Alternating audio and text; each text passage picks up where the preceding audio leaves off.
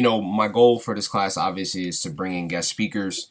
Um, I can't do as much as I did in the spring semester with my other African American history class, just because we have some, curriculum things that we need to stick to.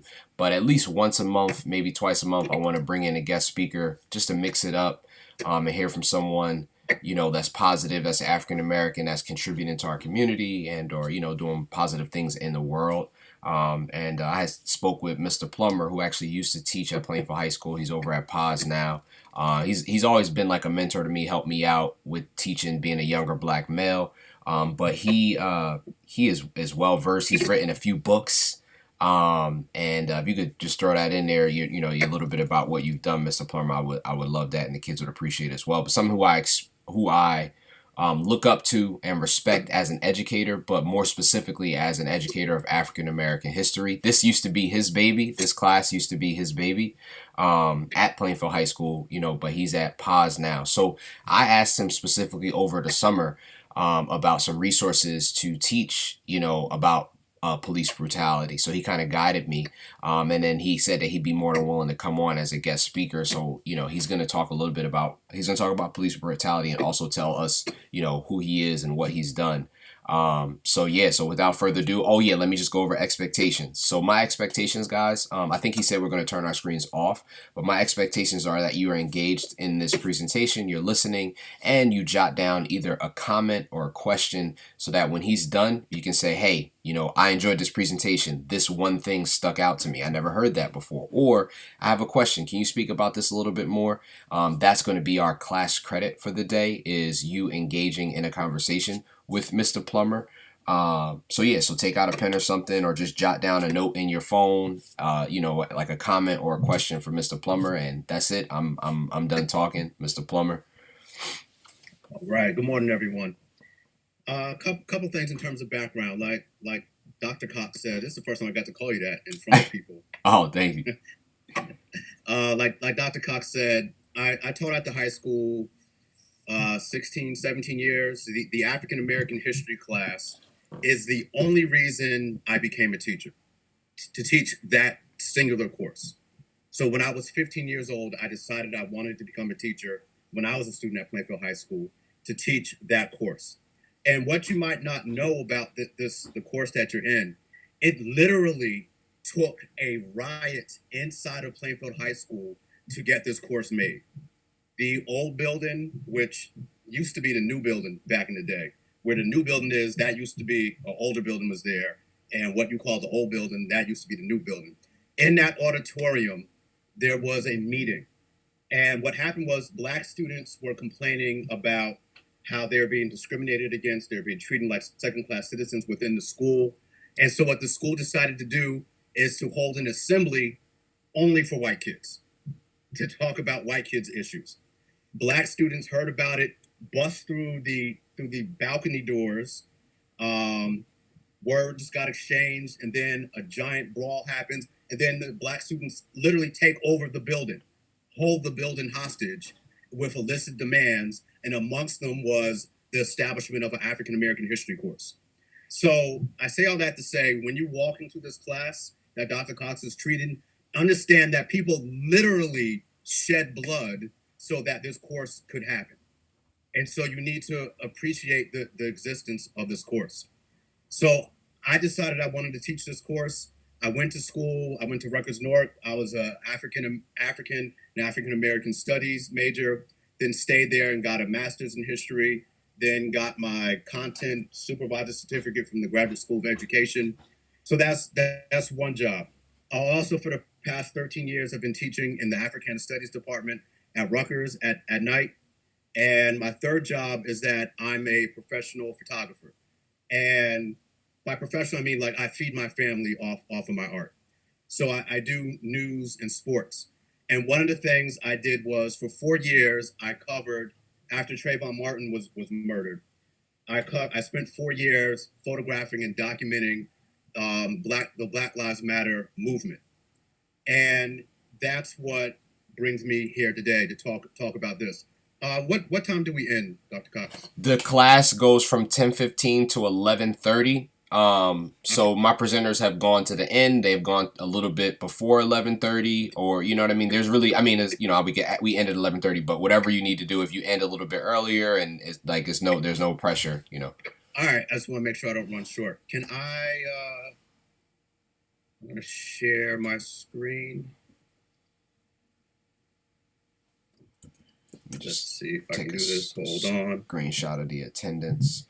Guys, I think at this point you can turn your screens off to save the bandwidth, and while Mr. Plummer is getting ready to present. Yeah, let's do that because I'm going to show you some stuff. I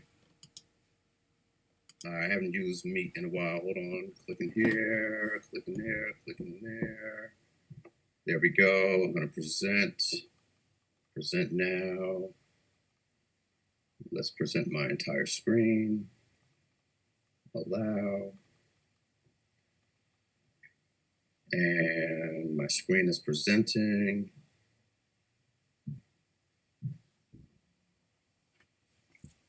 And wait for it. Wait for it. This is not you. This is me. Here we go. Is there a picture on the screen? There is. Yep. All right. Okay. And okay, when I present, I disappear. All right. So you know what I'm gonna do? Wait, I'm gonna turn off my camera as well, since apparently I can't. Can you see me while I present, or does it just take up the whole screen? No, it actually I see you. I see my kids on the bottom, and then I see your face, and then above that Okay. it's your presentation. All right. All right. So we're good. All right. For some reason, I just can't see myself showing a tile. All right. Here we go. And I should be able to go back to. Sorry, I've been using Zoom a little.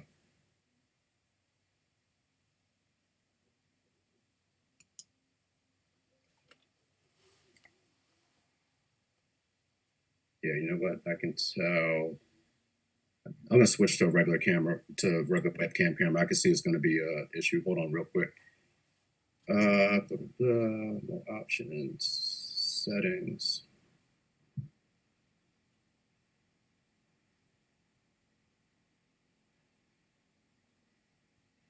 Sorry, people. I'm just reducing the resolution of my camera for a second. Switching.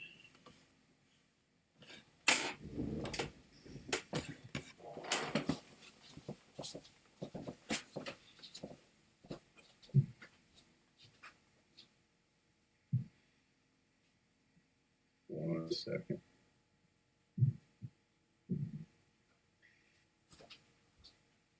And let's go to the other webcam.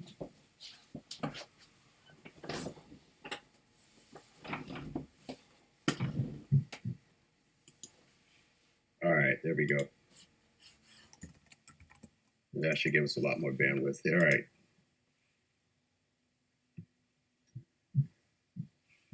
All right. So, listen, the first thing we have to establish is that this thing called Black Lives Matter, you have to distinguish between the Black Lives Matter organization versus the movement. They are two separate things. So one of the things that uninformed people say is like, you know, I'm not with the whole Black Lives Matter movement. I looked at their website and I didn't like this, I didn't like that, I didn't blah blah blah blah blah. They have it all wrong. You're, they're confusing, they're conflating the organization that was founded by two black women that has a website versus the movement. The organization and the hashtag Black Lives Matter is a thing that started in 2012-ish or so. But the movement, Black Lives Matter, is an anti-police violence movement. And that's always existed in Black life. This is not something new. This is a continuation of a tradition, of a way of life, a way of protest that's always existed. So don't ever confuse the organization with the movement. I went to protests for years, and none of them were ever ran by the Black Lives Matter organization. but they were all part of the Black Lives Matter movement. So what I want you to understand, though, is that today is the context of police brutality, so that you understand where this comes from. First of all, let's understand the history of Black people in America. What I always tell my classes is that the fundamental problem in African history, African American history, is that Black people in America have not been able to successfully convince enough of their white neighbors that they are full human beings. And what you have to understand is that for almost the entirety of America, Black people were not full legal humans. Let's look at this timeline. If you start at the Jamestown colony and go to the end of slavery, which is the 13th Amendment, not the Emancipation Proclamation.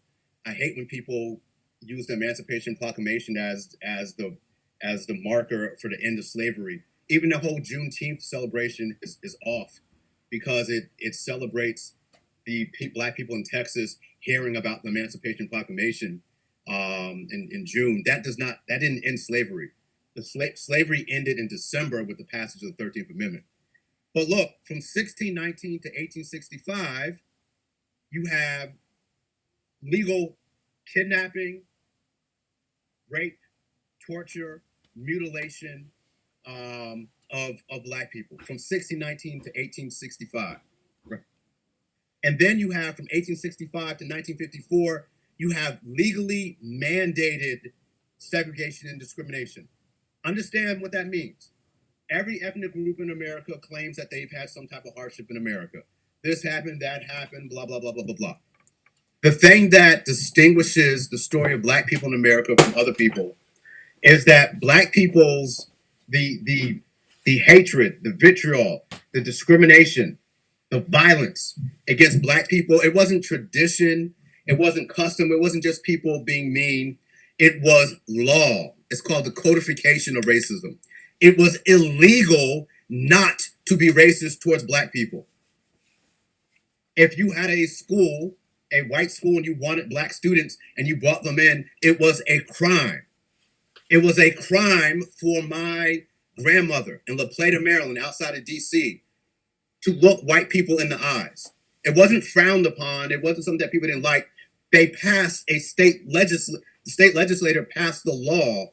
They wrote a bill. They took it to the floor. They voted on it and passed a law saying that it was illegal for her to look at white people in the eyes. It was illegal for her to walk on the same sidewalk as white people. It was illegal for her to try on clothes, to go into swimming pools, to go into restaurants. It was illegal for Black people during this period here.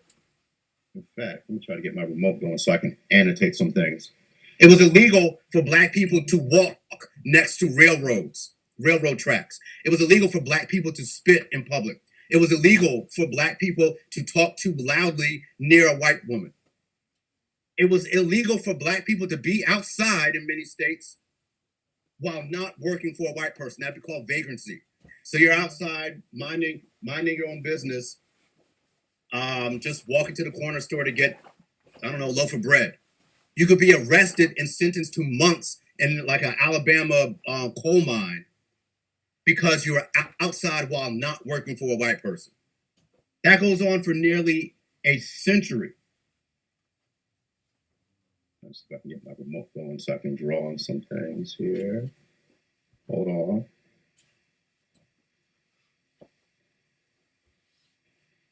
And I need you to understand again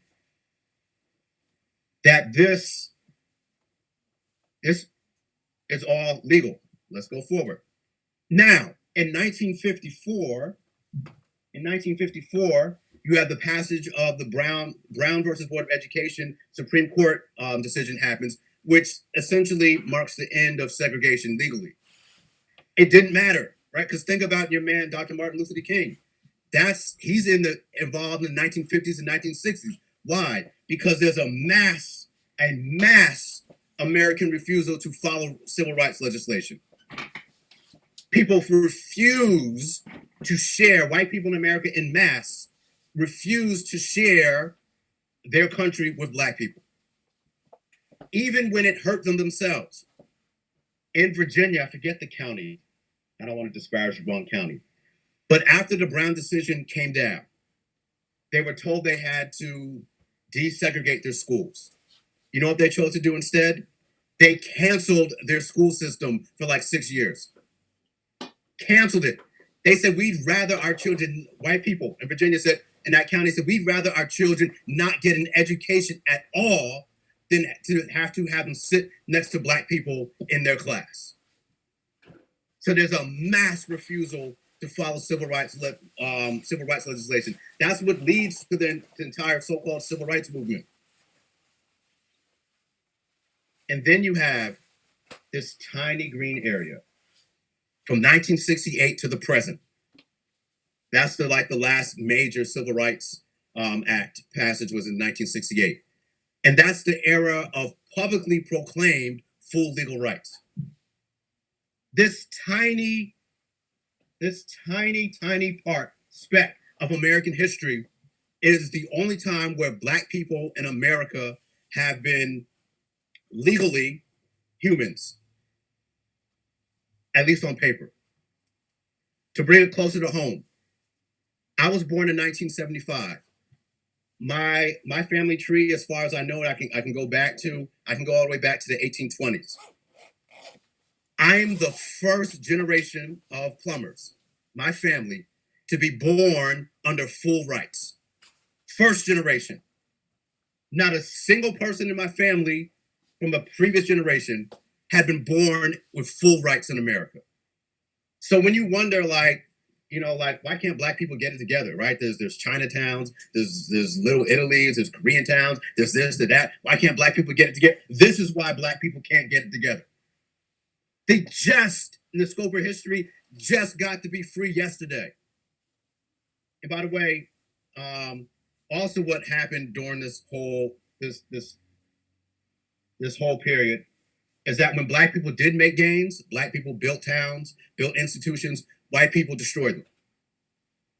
Tulsa, Oklahoma, the Little Haiti section of Durham, North Carolina, the 8th Ward in New Orleans. All over America, black towns were destroyed during this time. There was this thing called white capping, where black people would own land, have a nice thing going, and a white person would just want it, and they would just kill them and take it. And there was nothing you could do about it. So understand, this is the context of America. Now let's talk about the police. The police didn't just come out of nowhere. And by the way, interrupt me at any time if you have any questions, because I can't see any of you when I'm presenting. So I feel like I'm talking into a void. So let me know if you have any questions. The police didn't just come out of anywhere. The beginning of formalized law enforcement in America starts with the 1704 Slave Patrol in South Carolina. The beginning of formal law enforcement literally starts with the mission of curtailing black freedom, stopping black freedom, catching black people that try to run away and get out of slavery. That's literally the foundation of the law enforcement system in America. It's created to stop black people from being free. After slavery ends, the police then morph into the people that enforce Jim Crow laws I was just talking to you about. The segregation laws. They're the ones that enforce it. After that, then it's the police that become the civil rights protest busters, the ones that sick dogs on people, the ones that beat people bloody in the street, the ones that used John Lewis's head like a baseball and almost knocked his head off and almost killed him. That's the police. I still don't like German Shepherds to this day. I think German Shepherds are racist. Maybe it's these photos. After that, the militarization of the police, where the police start carrying giant shotguns and automatic weapons and these high powerful rifles, and they start getting tanks and helicopters. And the advent of the SWAT team only gets created to deal with black people. When black people in the 60s started aggressively fighting for their rights, and groups like the Black Panthers got established. That's when white police stations decided we need to militarize ourselves.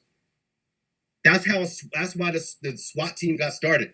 Right now, SWAT stands for Special Weapons and Tactics, but that's not the original name of the SWAT team.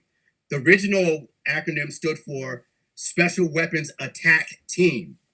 Their job was to attack Black organizations that were seen as dangerous. And so this is a photo of them attacking the Black Panthers headquarters.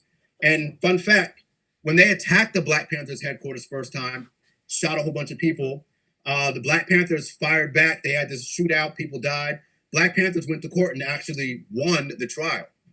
Back then, they actually found the police for being in the wrong for attacking people just because you were scared of them. Then we have the so-called war on drugs. And here's the thing about the war on drugs. You have to understand that this was created just to empower certain politicians and to make money. And the plan was this. This is Richard. This is, so I don't want you to think I'm making this stuff up. This is CNN. This isn't my article. It says report. Aide says Nixon's war on drugs targeted blacks and hippies. Let me read you a quote from this person that worked in the Nixon White House. He said, the Nixon campaign in 1968 and the Nixon White House after that had two enemies, the anti-war left and black people. You understand what I'm saying? This is John Elrickman talking. He said, you understand what I'm saying? We knew we couldn't make it illegal to be either against the war or black. But by getting the public to associate hippies with marijuana and blacks with heroin, and then criminalizing both heavily, we could disrupt those communities. We could arrest their leaders, raid their homes, break up their meetings, and vilify them night after night on the evening news. Did we know we were lying about the drugs? Of course we did, end quote. They made up this war on drug to criminalize black people so that they could do whatever they wanted to them. Because remember, the 13th Amendment says slavery is illegal, outlawed, except for people that have been duly processed by the legal system, except for criminals. Criminals are allowed to be slaves. You can do whatever you want to them. So politicians make this narrative of black people as criminals. And police stations during the Reagan era would get huge cash bonuses for each individual drug arrest they made. Didn't matter whether it's a person with one little a tiny blunt or a massive drug raid where you have a whole bunch of drugs on the table. You got paid for each individual drug arrest. So when police stations had budget shortfalls, they realized that they could make a ton of money from the federal government by arresting drug users. And so when they needed to do that, where did they go for the drug users? You think they kicked down the doors at Rutgers and Seton Hall, kicked down those dorm doors and arrested a whole bunch of white kids that were doing drugs? No, they arrested blacks and Latinos. And that's why to this day, the number one offense that blacks and Latinos are in jail for is drug possession. Not use, not distribution, not being kingpins, possession. And it's all started on this false war that was enforced again by the police. And then now fast forward to 21st century with the Black Lives Matter movement. And what you're seeing here is, this is cops breaking the law at a protest I was at in somewhere in Manhattan. The police, especially in New York, there's this thing called the Handshoe Act, I think it's called, aren't allowed to record protesters. The reason why is because in the past, they would record protesters, find out who they are, and then harass those people at their homes, at their jobs. And so these officers recording everybody, they're violating the law. And they're intentionally violating the law. And then there's of course the violence that happens with police officers interacting with protesters. But my point is, the police have always been on the opposite side of black justice. Always. Always. And it doesn't matter how many good police officers you know. There's always good individuals in any bad system. But the problem is, if you look from 1704 to 2020, it's the same problem. Why? Because the institution is flawed. And so it doesn't matter who you plug into it, you're always going to get the same outcome. So let's define what the problem is. And in my all my years of photojournalism, this is my favorite photo because it succinctly describes exactly what the problem is.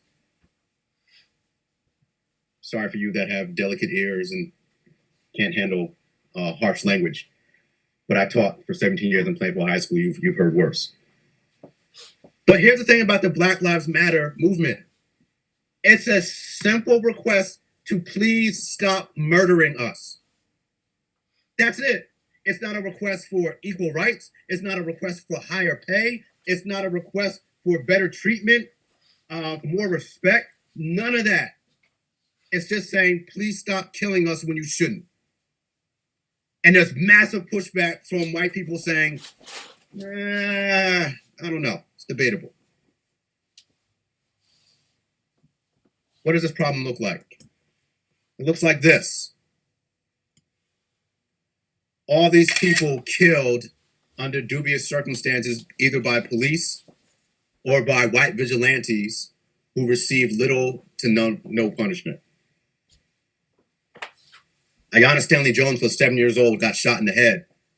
Police raided her house and started firing. They had the wrong apartment.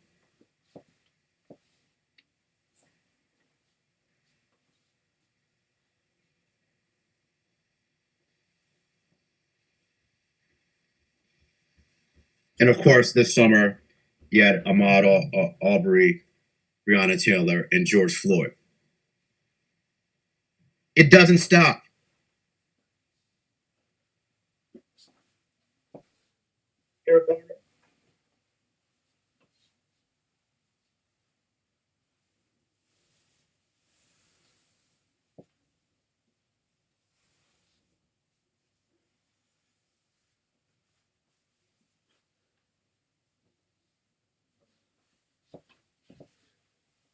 Hey, fun fact, the officer killing Eric Garner right now knows him. There's only so many black people in Staten Island. And they've known Eric Garner for years. For years. Eric Garner had actually filed complaints against some of these officers in the past. They have a long history. He's not a stranger. And they know he's not dangerous.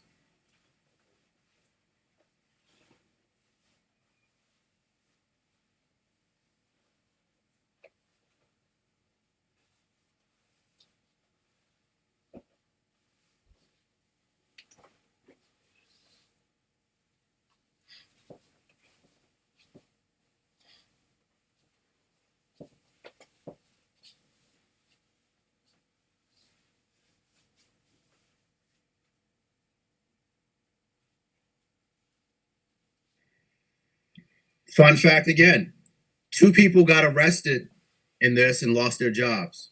Well, one person lost their job. The black woman sergeant here, she got fired. Ultimately, none of these cops even got charged. Let me repeat that. It's not that they had a trial and were found not guilty. A grand jury looked at this video and said, we don't see anything that looks remotely criminal, that looks like it deserves to even have a trial. So none of these officers were charged with anything. She, however, got fired from her job because ultimately they said, well, you're the highest ranking officer on the scene. You should have handled it differently. Even though she came later into the video, they fired her. And the other person that suffered was the Puerto Rican kid that was videotaping this. He ended up going to Rikers Island. After this, remember, Staten Island is small and racist, and I don't care who that offends. Staten Island was built on racism. One of the reasons why Staten Island has almost no connections, physical connections to the rest of the city, is because when they built it, they didn't want the wrong people, black and brown people, coming over from Brooklyn and whatever into Staten Island. They intentionally limited access to the island to keep it a white enclave, and it's a home to a lot of police officers.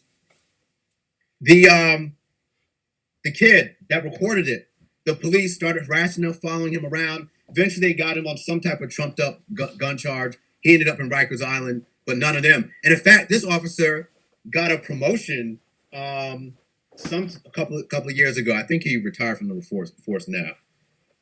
And then, of course, George Floyd.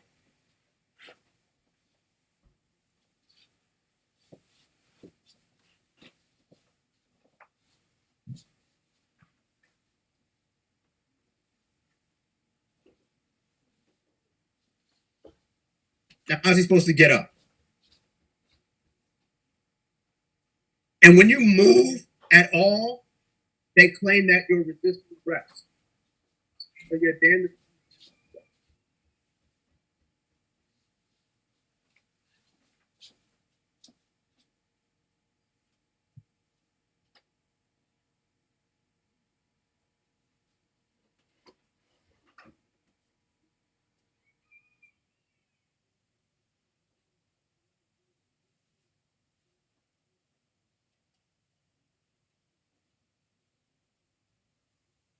And you can do all the drugs you want. You can do you're not allowed to be murdered by the police because you're on drugs.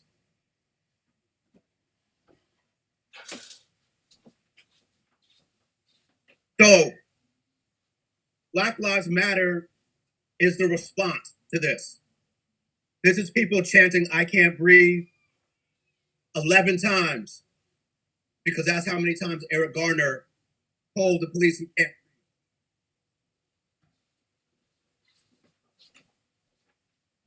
So the Black Lives Matter movement, and this is in downtown Newark, is a response to these killings, to these murders.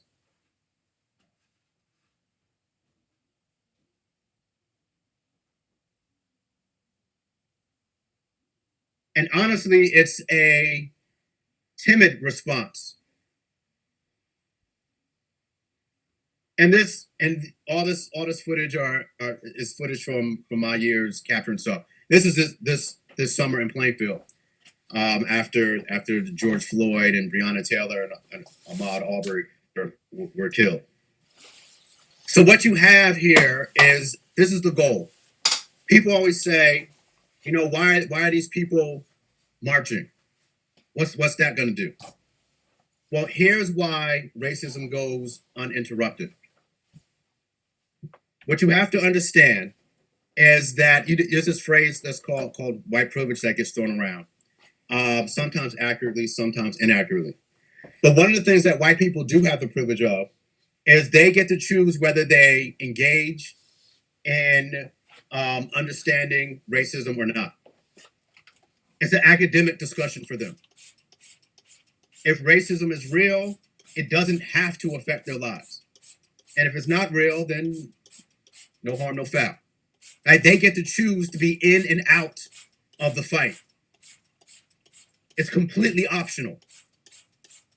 And as a result, sometimes they feel like being involved, sometimes they don't. The idea behind mass protests is to interrupt regular people's lives and say, no, no, no, no, no, no. You don't get to have your regular Sunday brunch while black people are being killed in the street by the people who we pay for protection. You don't get to go shopping in your normal places, go about your normal work life like nothing's happening, like we don't exist, like the slaughtering of us in the street doesn't matter. Like when police kill children, Ayanna Stanley Jones, Trayvon Martin, a vigilante, or Tamir Rice, that you get to ignore that. And that's what these protests are saying. No, you don't get to do that. And it takes a special type of silent racists to ignore this person, to this stuff. Because the problem with America is it's not so much, it's not always the overt, loud racists. It's the silent, complicit people. They're the problem. Because you don't get to be silent. You don't get to be indifferent in a world that's moving. See, if police are killing people unjustly and you don't say anything, you don't do anything, if you see racism happening in your work or in the street and you don't say anything, you're not neutral. You're supporting it. If an old woman is getting beat bloody in the street and you watch, you don't yell for help, you don't call for the police, you don't do anything, you are complicit in that woman's beating. You've made the decision that she's not worth, her life isn't worth getting involved in. And thus, I'm supporting the criminal. I'm creating an environment where he's able to do his evil. So if you're on the sideline, you are complicit in the evil.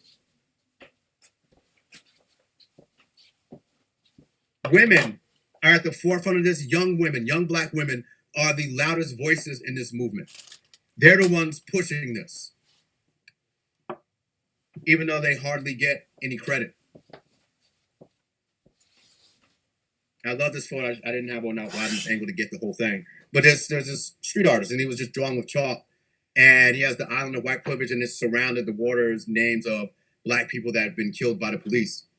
And understand, and here's the dumb argument that people make. Is it a dumb argument or argument made by dumb people? Sometimes both. They'll say, well, Black people kill Black people all the time. So why aren't you out there in the streets protesting about that? First of all, I mean, that's stupid on a number of levels. But first, it's untrue. Black people protest all the time. People are like, where's Al Sharpton when some Black person is getting killed? Al Sharpton and Dr. Martin Luther King the third literally moved to Chicago in its worst neighborhood to try to draw attention to the violence that was happening there. White media didn't cover it.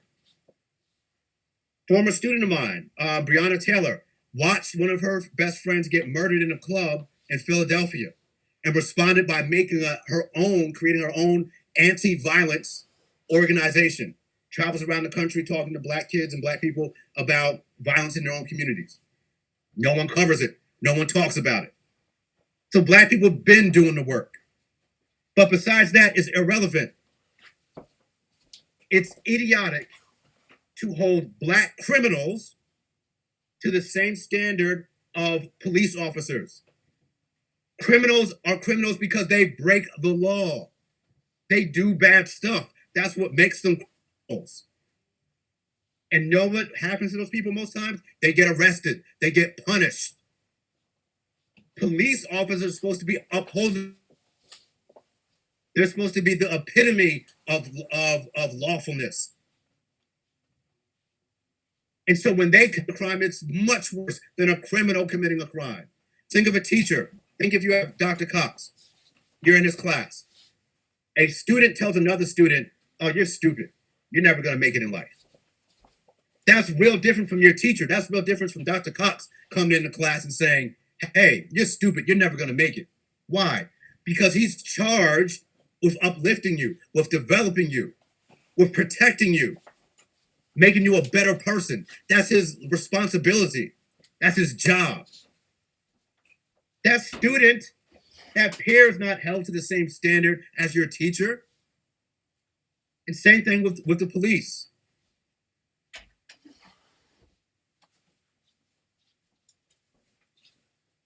What you have to understand here is that the reason why it hurts Black people so much when the police kill people, shoot people, is because if you're not Black, if you're not Latino, you probably don't know how frustrating it is to know that there's no sanctuary, there's no help, there's no one to run to. That's what black people experienced in the whole Jim Crow era, when they had police officers, judges, mayors, Congress people, senators lynching them, burning them alive, mutilating them. And there's no one to run to for help. That's why black people tend to be so religious. Whether you like religion or not doesn't matter. But black people tend to get into religion because when you live in a world where everything is against you, where all the powers that be, the people that are supposed to protect you, hurt you, you have to believe that someone more powerful than white people are in control. That there's some power, some force that's going to right the ship at some point. That, as Dr. King said, I forgot who he was paraphrasing. Dr. King liked to steal people's quotes all the time. The moral arc of the universe is long, but bends towards justice. But it takes a lot of effort to bend it towards justice.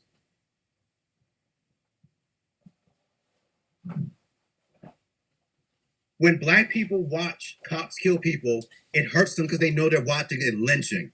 They're watching a modern day lynching. And there's nothing more frustrating. The thing about being a child, the thing that distinguishes a child, delineates a child from an adult, is that children haven't come to the realization, many of them, and hopefully you don't have to any sooner than you have to, that life isn't fair. And that seems like a small thing, but as a child, remember, you always have someone to run to. I've been treated unfairly. I can go to a parent. I've been treated unfairly. I can go to a teacher. I can go to a principal. I can go to superintendent. You go to college, your roommate is mean. I can go to the dorm supervisor, get their thing changed. I can always go to someone, get some type of resolution. But when you realize that, nope, you're getting screwed over and there's nothing you can do about it, it hurts. It hits hard. And it forces you to mature real fast. But it also makes you jaded. And it also makes you very frustrated. It's exhausting having to fight just to be allowed to live. And again, Michael Che had this great bit about Black Lives Matter, and he said it's the most unambitious slogan ever. It's not asking for equality. It's not asking for equity. It's not asking for a fairer share of anything. It's literally just asking not to be killed unnecessarily. And what I always tell all of my students, the way I end all my classes, the way I end all my books, I always tell people, look, it is your responsibility to go to school, do well, so that people will hate you. You should not be loved by a society that is still racist, homophobic, sexist, uncaring towards the poor. If that society loves you, that means you are complicit in its evil. That means at the very least, you stand idly by while that stuff happens. If you're worth anything, if you've done anything worthwhile in your life, said anything worthwhile in your life, somebody somewhere should be mad at you. Somebody should be uncomfortable when you speak. That's how the world gets better. The world doesn't get better on its own. There's this myth that America just gets less racist over time on its own. Wrong. It has to constantly be pushed towards equality, towards justice.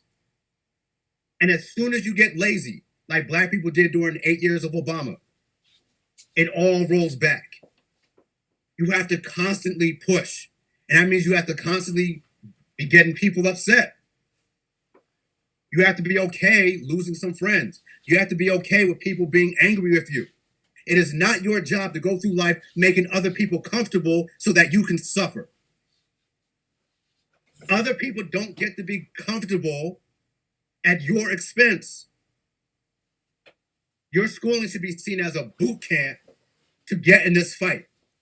Because whether you like it or not, you are in a war for your literal lives, for your minds, your souls, your bodies.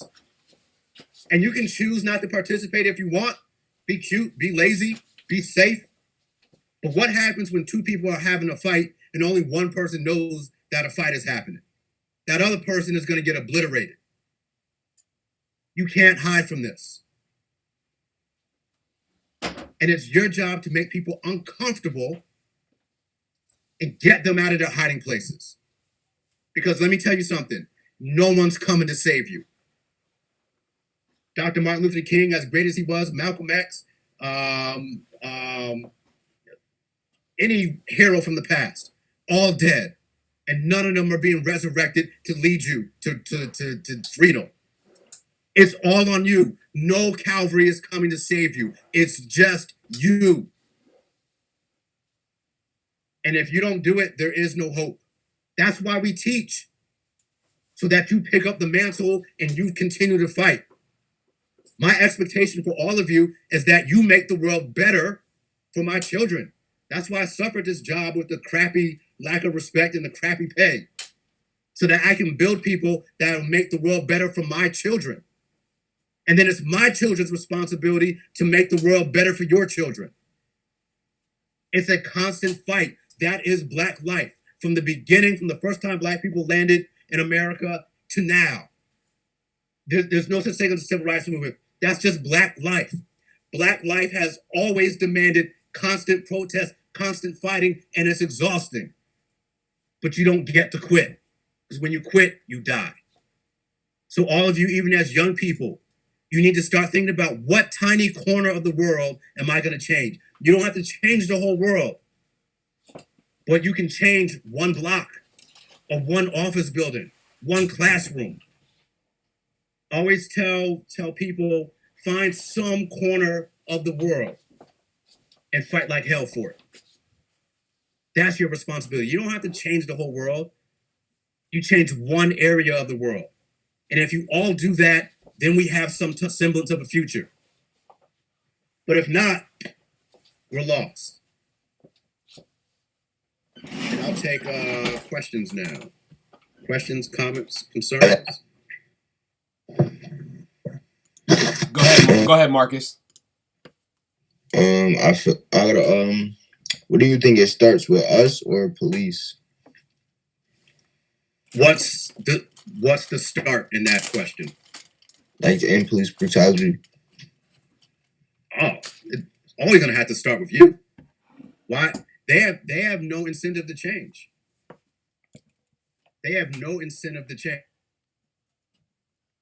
Get rewarded for it. And so they're not trying to change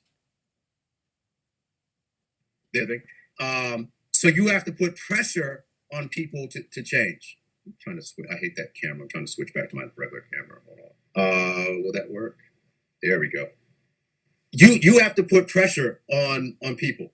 So yeah, the police need to do stuff internally, but they will not do it on their own. And in some case, and you have to read, but they will not change on their own. It absolutely starts with you. And now on the police side, part of the problem is who they recruit. Officers, like people in the military, are recruited from people that feel like they don't have any other choice. There's not a lot of police officers that come out of Harvard. These are a lot of people, especially poor white people, who feel like they don't have a lot of respect. They don't have a lot of value. But when they put that uniform on, suddenly they become somebody. Now I'm somebody. But if you don't respect that uniform, if it doesn't mean anything to you, if you disrespect it, to them, that feels like you're disrespecting their entire being, their entire existence. And they're like, how dare you not bow down before this shield? Because if you don't respect this shield, that means you don't respect my entire life. You don't respect my existence. And that makes me feel like nothing. And the other thing is, every single case where a police officer has gotten off, their defense has always been they were scared.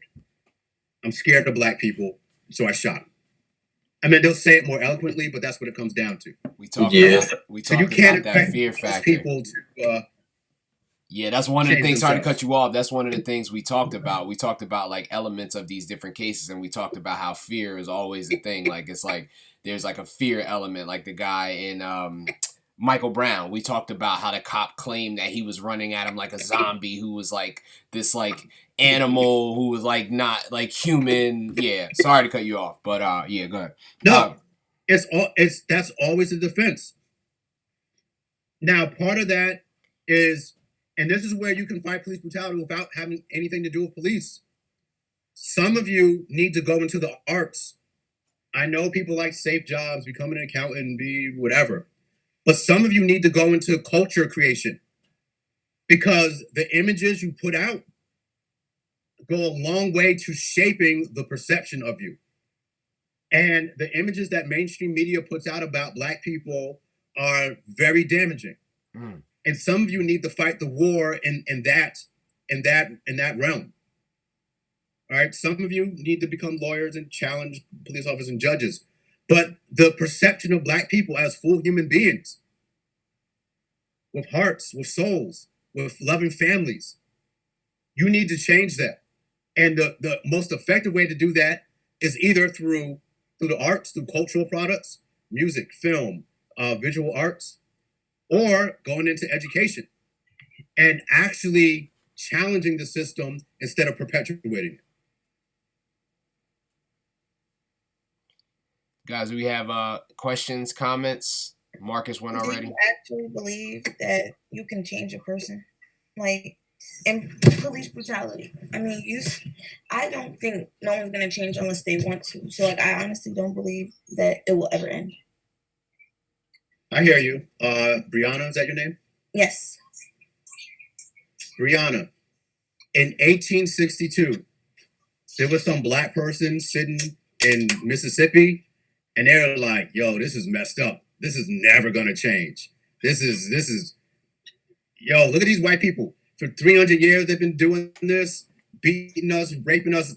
This slavery thing's never gonna end. Year, I'm sorry. Wow, look at my year. 18. 2 years later, slavery ends. Right?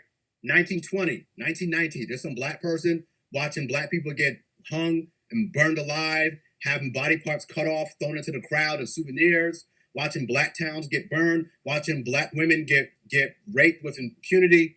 And they're like, yo, this is horrible. This is never going to change. It's never going to get better.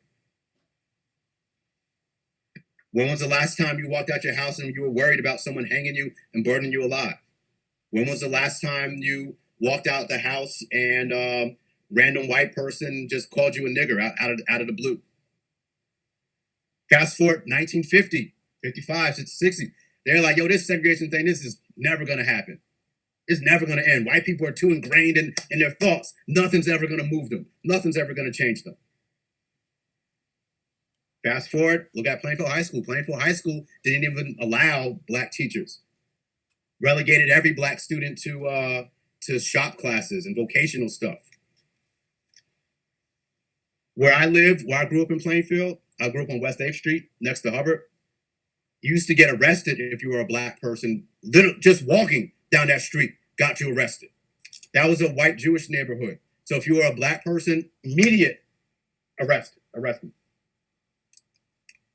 Now, live anywhere you want.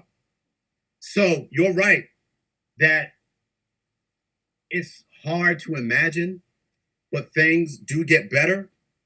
But what you have to accept that it's going to be a snail's pace.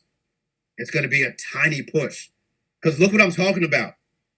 The stuff I described to you, it's just Black people being allowed to live without being harmed.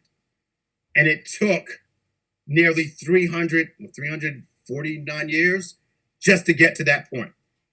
Just to get to the point where you can walk down the street wherever you want, go to school for the most part where you want, not be called a nigger, not be generally beat up by random white people and killed. That's a super low bar to achieve. And it took nearly 400 years to get to that point. So you're right if you think that, like, man, in my lifetime, I don't think these problems are going to be fixed. But you have to keep pushing to make it better. And Dr. King's last thing. Remember the last thing he said before he was murdered. That's the funny thing about America. People act like most of America is not racist. It absolutely is. Because if most of America wasn't racist, racism would hardly exist. Most people are either racist or allowed or okay with the existence of racism. That's why it's allowed to exist. They think that being on the sidelines precludes them from being part of the problem. They are part of the problem. And if you take someone like Dr. King, remember, Dr. King was murdered. He was hated. And Dr. King said in his last speech, he likened himself to Moses and said, listen, I've come to the conclusion that I'm not going to get there with you. I've been to the mountaintop, I see the promised land, and I know that I'm not going to get there with you.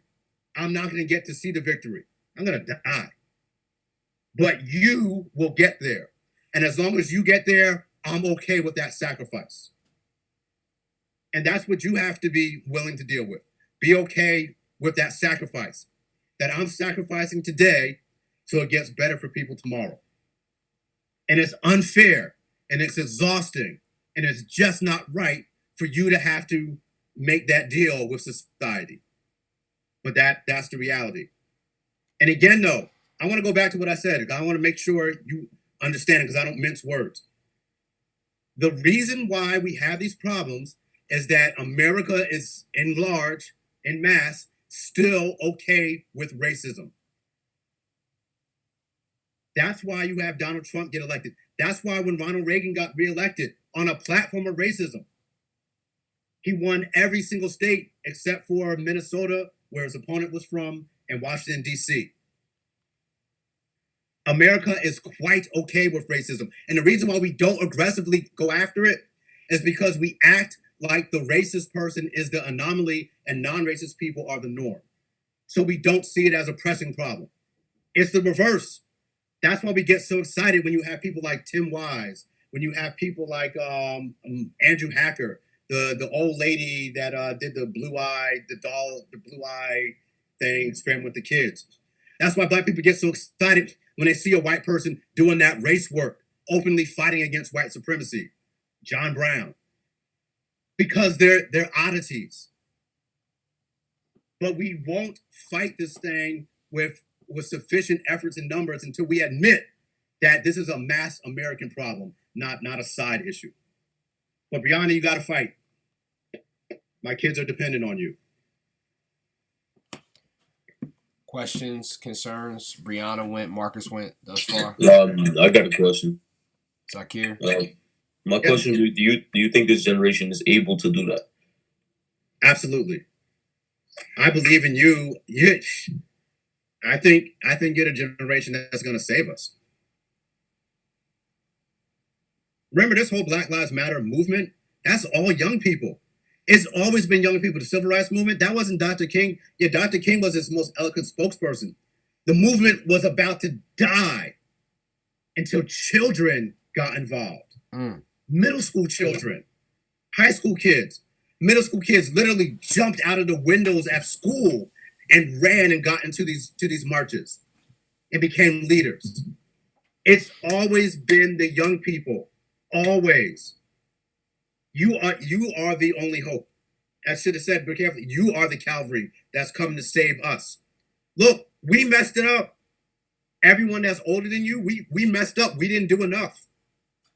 That's on us. But unfortunately now it's on you. Yeah. But your ingenuity, your creativity, your ability to leverage social media is brilliant. Brilliant. That wasn't some 60-year-old with 3 PhDs that figured out how to make this thing a movement. That's young people with cell phones. Al Ferguson had popped off when people, I think back then, people were going live to Facebook. That's what made the movement, this modern movement. Absolutely, you can do it. But you might have to come up with some stuff that hasn't been done before. But by the way, even that the social media thing, all you're doing is the same thing that Dr. King did. Dr. King used technology to win his battles. The new technology of his day was this thing called television. When Dr. King was fighting, it was the first time in American life where almost every single home had a television. That had never happened in history before. And Dr. King understood that, hey, if I can wear a suit and have everyone wear suits and dressed up in their Sunday best and show the whole nation us getting beat bloody and bit by dogs and knocked down by fire hoses, and it gets broadcast all over the world for the first time, people will sympathize with us and join in our battle. He used that technology. You're doing the exact same thing with cell phones. Because again, I said it, first thing I told you, the biggest problem that black people have, they have not been able to convince their white neighbors that they're full humans. When black people complain about pain, about suffering, their white neighbors often say, nah, I can't imagine that. That can't be real. You whip out the video camera, you show them. And there's still a lot of people that are like, Eric Garner probably did something to deserve that. George Floyd probably did something to do that. Breonna Taylor should have had a better choice in men. If she didn't have that bad ex-boyfriend that got caught and stuff, then that wouldn't have happened to her. It's this thing called solipsism. It's this idea that you think your reality is the only reality. And so often for white people who can't imagine being brutalized by the police, being brutalized by teachers, psychologically and intellectually, they can't, since that's never happened to them, they can't even imagine that it could happen to someone else. And so you have to do the work of convincing them. And that's why your cell phones, all that video camera stuff is important. I have no problem with Twitter activists. You have to meet people where they are. That's the other thing. Don't think that you don't matter because all you did is post like one retweet of some incident. That matters. When 1 million of you do the same thing, that matters, right? By yourself, you're a little tiny pin light. You're the little light on your cell phone. But when 1 million of you do that at the same time, that puts a giant spotlight on a problem. So don't diminish yourself. And don't let anyone believe that you don't have the power to change stuff. Every single black movement that's ever happened has always been led by a handful of people. A handful. People that talk about civil rights movement, most of them weren't there. There was only a handful of people that were there all the time. But a handful of people can make a lot of noise and change the world. Thank you, Zakir. Questions, comments? We'll be wrapping up soon, but I just wanted to get around the room. Roger, Thomas, Rakia, questions, comments, Jaden. Oh, by the way, that last picture I showed you, in fact, let me put that back up.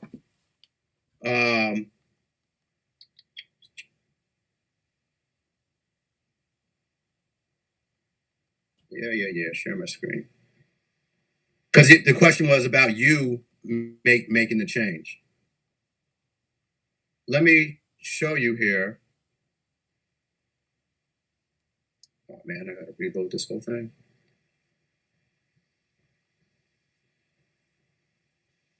Oh, I'm sorry.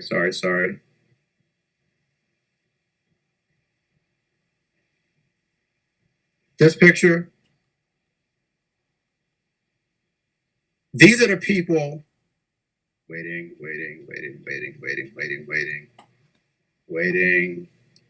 Sorry, I got the spinning beach ball of death here on my Mac. But if you can see this picture, yeah, we see. I see it. Probably blurry. Oh, there we go. These young people are the people that organized this march that I went to. These are all people that just graduated from high school a year ago, and they organized the march. They got the permits. They organized everything. So you absolutely, as young people, can make a difference. You can make that difference now. You don't have to wait. Have that fight with someone on Twitter, on Instagram. You see that TikTok that's racist? Go ahead and comment on it. Start swinging. Anywhere. It all matters.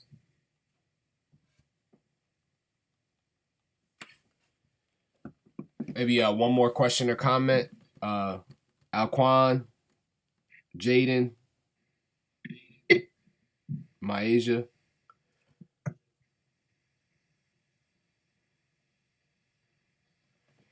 I mean, I just speak on what what stuck out to me. I think guys, there's always room for learning, and just because Mr. Plummer is a teacher and I'm a teacher doesn't mean that we can't learn from each other. And I think that life is difficult sometimes, and you just worry about paying your bills or taking care of your family, and you get that complacency factor. But like, we all have work to do. You know what I mean? And we all have room for growth in this arena. So that's what stuck out to me, is like, you can't be complacent, and just doing one thing like sharing a post or something like that, or speaking out against racism is needed work. So for me, just reflecting on what I've done, to help this movement, sometimes I get lazy in the sense where, I'm a teacher in Plainfield, so like I'm giving back, and but it's more than that. Like, it's more than that, and it's a constant fight, and the snail's pace thing, like, that stuck out to me. Like, it's not always gonna be like a big gain, but it's just like, what can I do that's gonna push this movement forward a little bit. Yep. So, and for me, I do it with my family. Like, a lot of people lean on me and my family, and I get tired, and I'm like, oh God, like, I don't want to take my niece to horseback ride. Not that I don't want to take her, but I'm like tired. I'm like, I don't want to do that. But then I gotta tell myself I have a responsibility. Like, when you're black and brown, you can't take days off. Like, that's one thing I tell myself when I'm taking my niece to horseback riding, or at 12 o'clock on my prep period, I'm meeting with my brother to finish up his college apps. Like, and I'm like, oh, I'd rather take a nap. But like, I tell myself that I don't have the luxury of taking a break. And that's what this conversation kind of did for me, is like, it kind of reinvigorated, like, I don't have the freedom to take a break. I need to be pushing forward everyone that I can reach, physically and through social media and things like that. I have to do my job to push them forward, because there's not a lot of us that are in these places of academia with my doctorate, or professionalism, being a teacher, you know what I mean, reaching a certain social status, owning a home. Like, it's not a lot of African American people that are doing that. And when I say doing that, I mean in comparison to our non-minority and non-black counterparts, white people. Even yeah. They own homes, in large scale. We're renting, right? So it's like, I'm at Yep. these different places in life, and I need to do my job to bring the people around me up. So like, you can't take a break, guys. You have a responsibility, in this fight. That's what I took from this conversation. There's no days off. It sounds cliche, but like, what are you doing to move our community forward? And it's black and Latino. Our fight specifically is black people, but Latino, I mean, again, discriminated, as well. Absolutely. So go ahead. Connected to not taking a break. I mean, you texted me last night at like 1:30 in the morning. I was up working. I was up editing a book. Finally wrote a book about teaching black children. I was up editing, so I was awake when you text. I would have rather have been sleeping. I would have rather have been resting, but like you said, like, there's work to be done. So I was up working. What's the name of the book?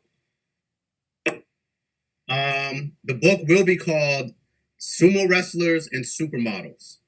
And the subtitle is what I've learned from 20 years of saving black children from American education. Wow. And the premise of the book is this: that the fundamental problem with the education that black kids receive is that it's a one-size-fits-all model.